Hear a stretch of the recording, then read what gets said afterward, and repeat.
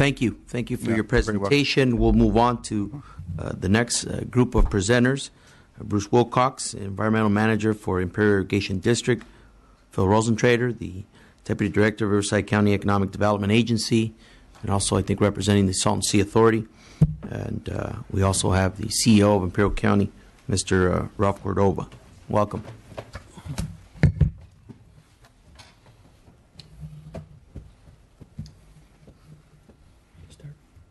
Go ahead. Okay. Good afternoon. Thank you very much for the opportunity. Bruce Wilcox with IID. A lot of what Dr. Bradley said is some of the things that I was going to talk about too, so I won't repeat those. But I did want to talk to you for a few minutes about how in the last year or 2 years we have realized, we being the Imperial Irrigation District, Imperial County, Salton Sea Authority, and others, that we had to come up with some workable solutions for at least short-term and probably mid-term to long-term Salton Sea restoration. And I wanted to talk for a few minutes today about one of those programs that we've rolled out.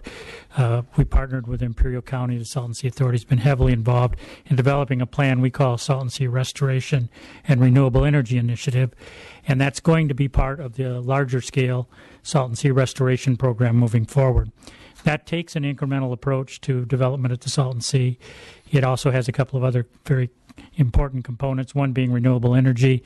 I think both Phil and Phil is going to talk about the renewable energy, but I'll talk a little bit more about the habitat. But the renewable energy component is important because it might provide some level of funding for additional restoration. It provides economic stimulus, which will also be discussed later. And it helps us with air quality mitigation, which is one of our bigger concerns moving forward. The water transfer, exacerbated Salton Sea playa exposure. And we all may have some different ideas of how much playa is going to be exposed. It's tens of thousands of acres. It doesn't really matter. We can argue about 50 acres here or 100 acres there. We're going to have to treat what is exposed and what is emissive. And one of the things in the beginning was that we understood that there would be a Salton Sea restoration program as part of the QSA. I know there are different opinions about that, but that's what our board thought. And that the mitigation plans for particularly air quality took that into account. So if we don't have some meaningful restoration at the Salton Sea, the air quality mitigation is going to be much more expensive. And in the end, that is a state of California responsibility contractually under the QSA. So one of the things we did in the last year, 2 years since the MOU, is work on a plan that could incrementally walk habitat and other development out around the edges of the playa as it exposes. That's where our air quality issues are. That's where we want to concentrate it. The other part of that to keep in mind, though, is the salinity levels at the Salton Sea. Dr. Bradley mentioned those. And when we get about 60 parts per thousand, we think that's where the fishery is going to be most stressed, and we'll probably lose the fishery and lose the piscivorous birds. So this habitat we're building is shallow water habitat and deeper water fish habitat. The state of California actually stepped up and designed the toughest part of this, the species conservation habitat, the deep water habitat, which will be built later this year, get started, I think, later this year. We've been involved in that.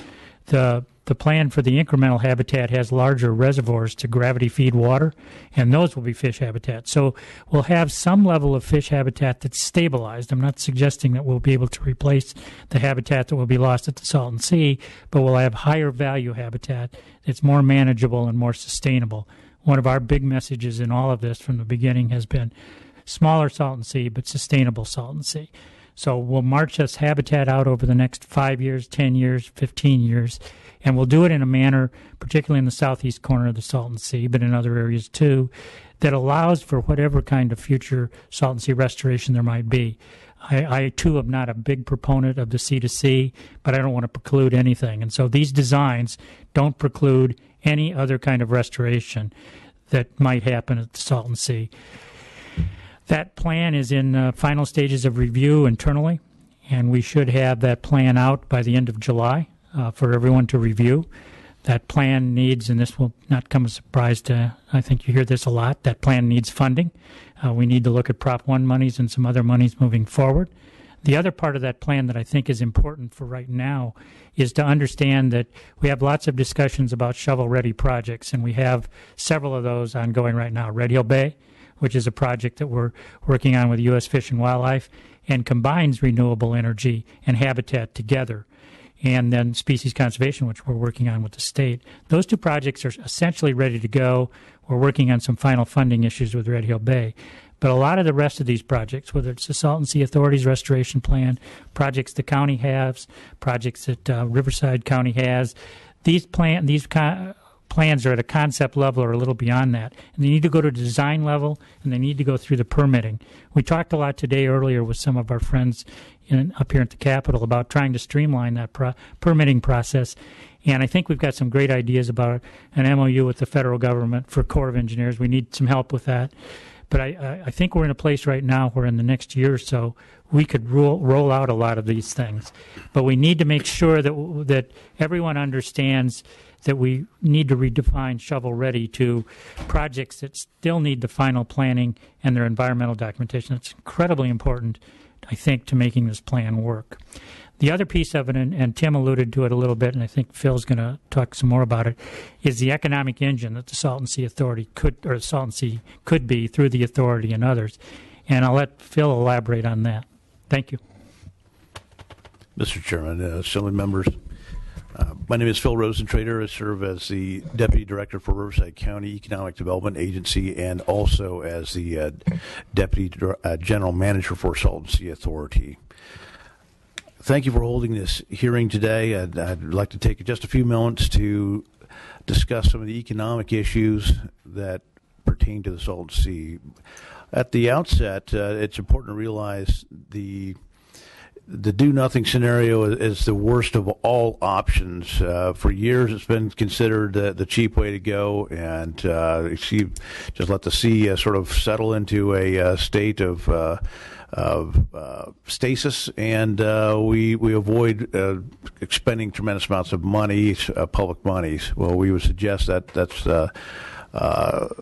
going to have a heavy toll on the locals in particular, but if I could have, is there some technical help here? We have a PowerPoint that actually illustrates the, if not. We'll get someone here to get that going. Just a quick image of a real-life scenario where we actually had a weather-related incident at the Salton Sea that prevailing winds blew hydrogen sulfide all the way to Los Angeles and Ventura counties, affecting the it's more of an obnoxious odor than any imminent public health threat, but it illustrates the impact that the Salton Sea could potentially have far beyond the Coachella and Imperial Valleys, and that's the sort of eye-opening experience that people have come to realize all over Southern California, that Salton Sea, from that particular standpoint, could pose a much more serious health threat than simply the localized area.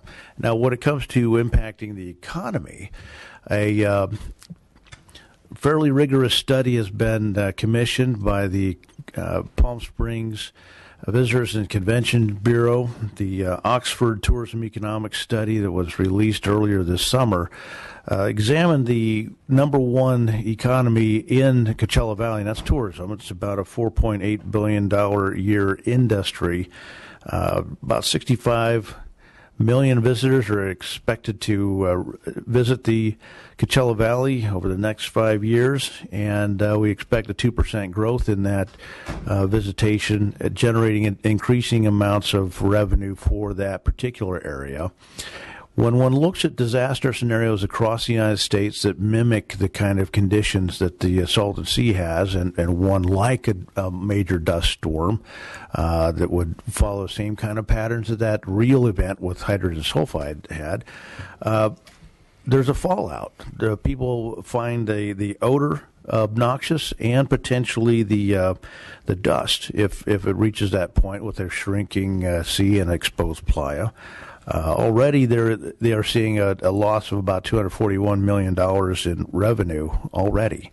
And if you project across 5 years in a do-nothing scenario, the impact is closer to $6.5 billion down the line.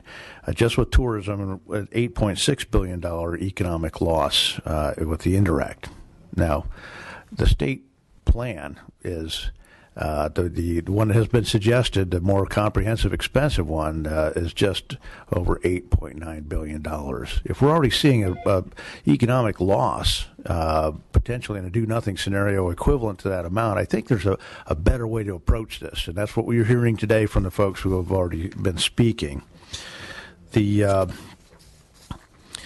do-nothing scenario eventually would expose about 100 square miles of exposed playa. We would have a loss of habitat, a loss of usable shoreline. So we're looking at the local level. What do we do? What can we do when we invest and we plan to address all of those simultaneously with a single investment? Ideally, we want to have a set of criteria in the water bonds and with other procurement efforts that gives highest priority to those projects that address multiple objectives simultaneously.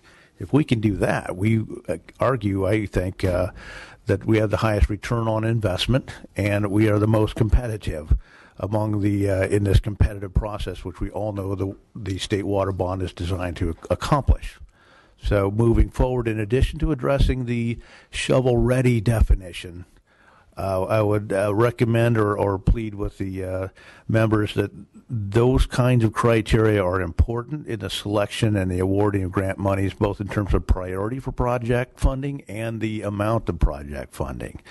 We think that Salton Sea would be competitive with just about any other project around the state from that standpoint.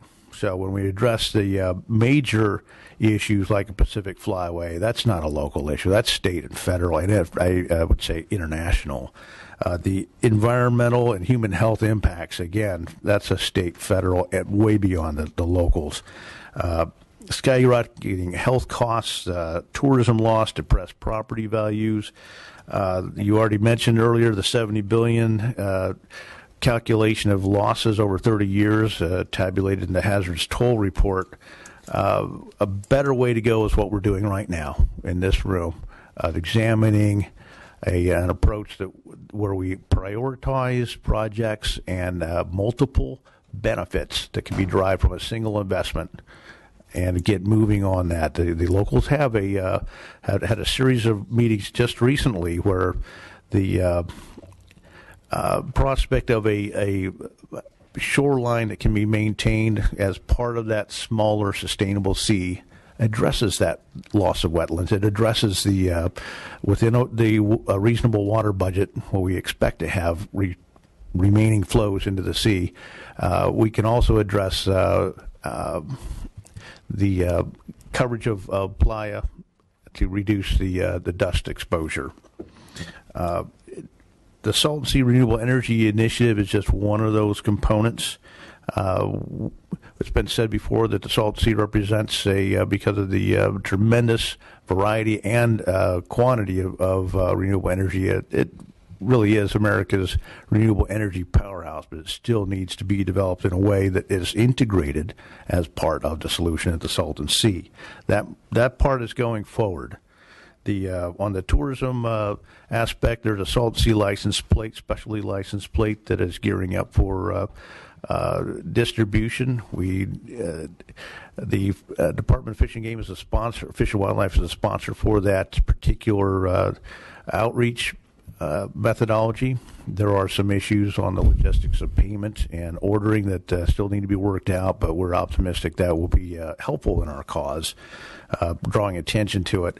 And I think one of the largest, most significant potential benefits financially that could come out of the plan I just described, where we maintain a shoreline that has a property value element. That means we have property value increases, which would justify investment in in the kind of infrastructure that can maintain a level of water near the shoreline to enhance that property value. We're talking, in other words, about an infrastructure financing district or an enhanced infrastructure financing district. That's the scenario where we would take the water budget and redistribute it in such a manner that we maintain those areas, and the higher saline areas we would allow to go hypersailing as just a point of reality. So the locals are willing and eager to work with the state, and we have been doing so and making great progress, we think, with achieving some of the benchmarks that have been set up through previous legislation. Assemblyman Perez, the bill that provided $2 million for a financial feasibility action plan, that plan is on schedule, moving forward, and we expect to meet its timelines, and the benchmarks are being delivered according to schedule. We want to mesh that with what is going on with the Salton Sea Renewable Energy Initiative, so we have a comprehensive approach that makes sense, and at the end of the day, we have projects that are ready to be funded through Prop 1 and other sources. I just want to touch real quickly on the renewable energy piece. One of the items that is most concerning to us is, in particular with the geothermal development, is the development of a level playing field when it comes to the procurement of renewable energy. We applaud the efforts, the members here, in working toward that, a policy where all costs are accounted with the various sources of renewable energy, as well as reliability. So we applaud you and encourage you to keep moving on that. I would like to yield the rest of my time to my colleague from Imperial County, but I just want to assure you we at the local level are working very aggressively to seize every opportunity to develop the economic resources at our disposal and bring them into an integrated plan that delivers the kind of environmental protections that are absolutely necessary moving forward. Thank you. Good afternoon. My name is Ralph Cordova. I'm CEO for the County of Imperial. I'm pretty much a lifelong resident of the County of Imperial. On behalf of the County of Imperial and its Board of Supervisors, I want to thank you for this opportunity to speak here today, and particularly on behalf of our chairman, Brian Kelly, who was initially invited to speak here. He sends his regrets, but wants to thank you for continuing the discussion of this critical issue to Imperial County and Riverside County residents, as well as the state of California. There's been a lot said here today, and I'm not really sure what I can add. But when I look at the agenda here, it says, add the local perspective. That's what I'm going to do. I'm going to try to add the local perspective here without trying to repeat anything here. The time is clicking, or the clock is clicking, if you will, and time is of the essence. Particularly in Imperial County, what we see, we live there. What we see is an increase in the PM10 and the dust, if you will, right now. There is some exposed playa right now, and we are seeing some increased levels of PM10. Can that be taken care of? Can that be handled? Yes, and I think what Mr. Wilcox here has indicated with respect to the plan on moving forward in those plans, that's a great idea. Let's move forward with them. I'm going to try to I'm not an engineer. I'm not a biologist. I'm just a CEO, as I tell everybody. And as a world, one thing that we're all aware of is that in 17 months, that mitigation water, that water that was intended to mitigate the impacts of the emissive playa dust, is going to end. We know that. After that, then what? That's a question that I'm asked frequently in Imperial County. Hey, what are you guys doing? What are you guys doing at the Salton Sea? And it's really tough. It's a difficult question to answer. Being born and raised in the Valley, I'm asked that by a lot of people, by my former teachers, and that's the toughest thing to do because you can't lie to your teacher, right? So I look at them and I say, hey, well, you can, but you try not to. But I look at them and I say, you know what? The one thing I can tell you, and I truly believe this, is every effort is being made right now to handle that situation, to provide, to mitigate for that emissive playa dust that is expected once the mitigation water ends. And we talk about over the life of the QSA, somewhere in the neighborhood of 55,000 acres. To put that in perspective, about 86 square miles. It's a lot there. The other thing we talk about is wind-blown dust from the open playa. And what will that do to the county of Imperial, both health-wise and economically? Well, health-wise, we already know one thing. We know that PM10 contributes to asthma, and it also contributes to bronchitis and contributes to other lung diseases. In Imperial County alone, I will tell you, particularly the children in Imperial County and the elderly, 14% of all Imperial County residents are reported being diagnosed with asthma by a health care provider. That's 25,000 people just in Imperial County, or 179,000 strong. My son is one of those. He describes his attacks as having to suck, like trying to breathe through a straw with having your nose plugged. I can't imagine it. I've tried it before, but I can't imagine having that feeling. In addition, as it was indicated earlier, Imperial County reported more than double the rate for emergency department visits in 2010 for those under the age of 18, and the highest state rate for age-adjusted asthma hospitalizations in 2010. We have a problem. It's going to be exacerbated if we don't deal with the issue at the Salton Sea. You know, we have an agricultural industry out there. Somebody mentioned it earlier. The agriculture industry is a $2 billion industry to Imperial County. That industry provides beef, produce to all of California, as a matter of fact, to the entire nation. And at some times during the year, our farmers provide produce that nobody else in the United States can, lettuce. And at times we provide up to 60% of the lettuce distributed in the United States.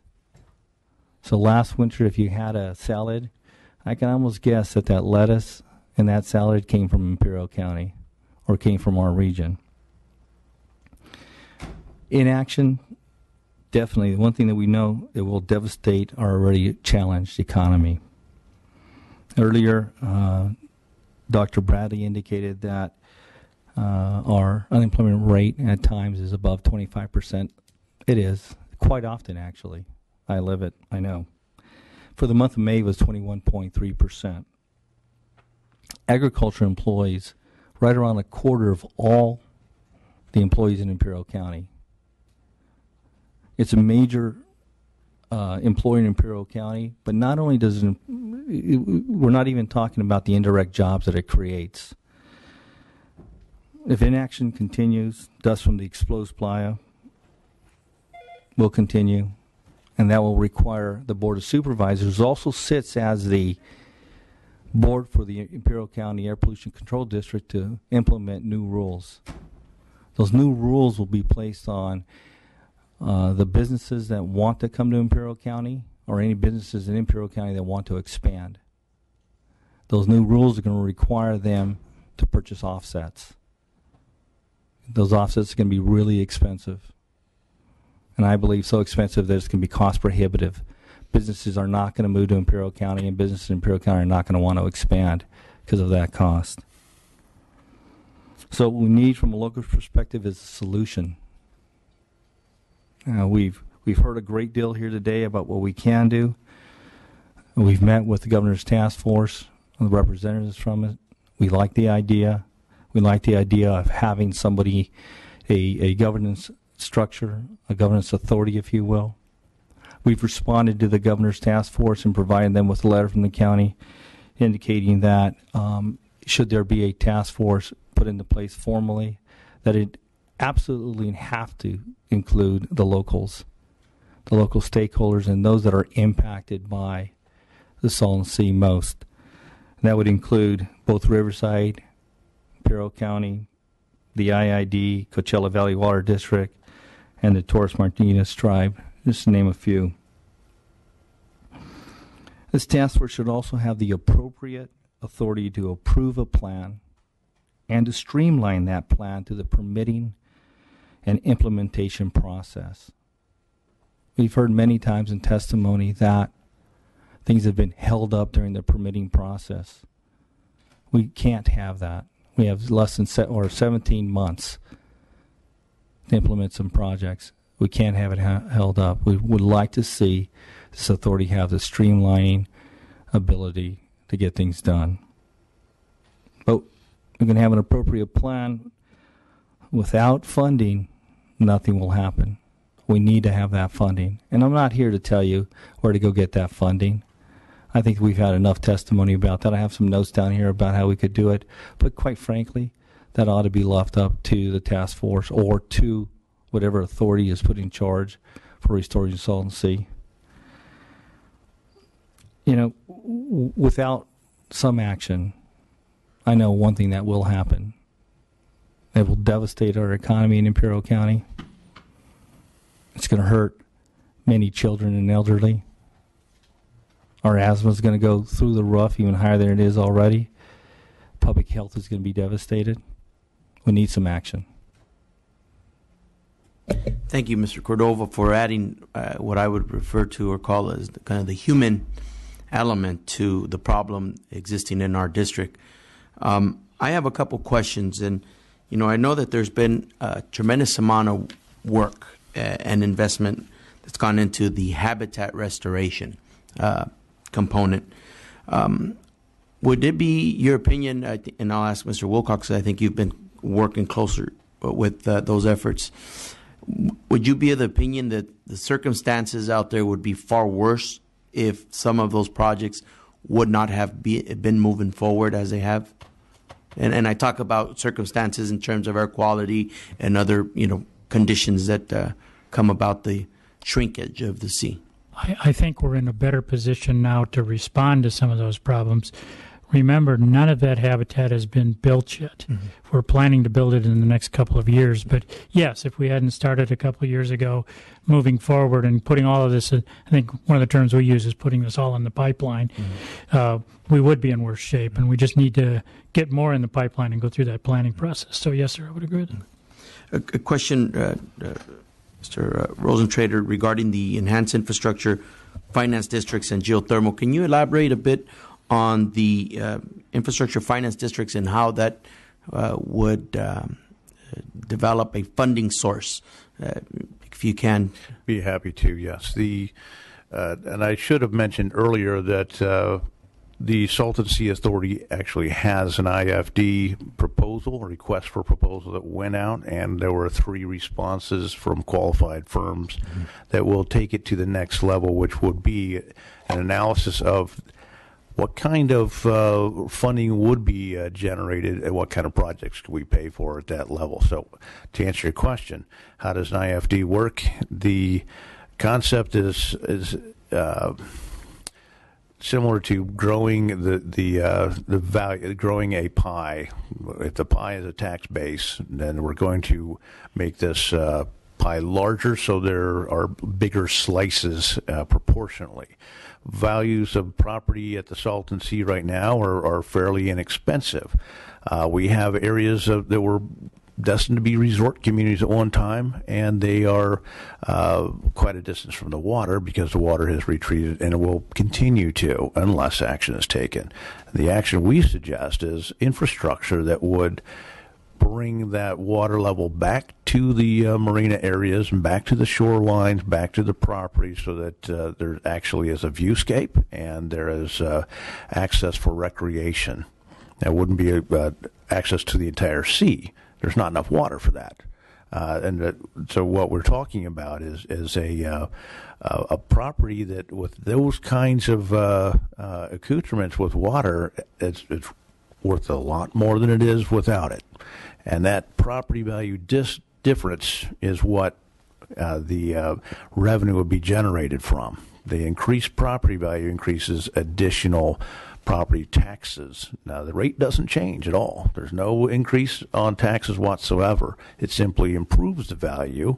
And from that property tax increment increase, that is the revenue source to pay the debt service on the infrastructure, which is delivered to impound that water and create that benefit. Does that make sense? It does. And to follow up, it was mentioned by our first presenter. It was mentioned here in this panel, the geothermal component.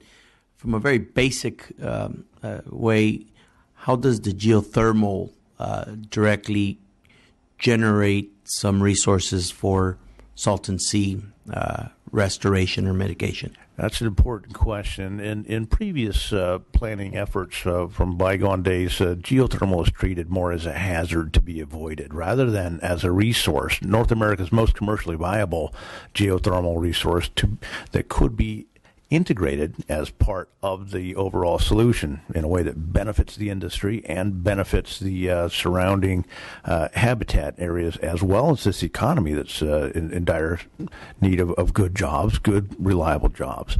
So that effort is actually being incorporated as part of the Salton Sea Renewable Energy Initiative. My colleague Bruce Wilcox is heading up that effort. Probably could elaborate on further detail if you wish.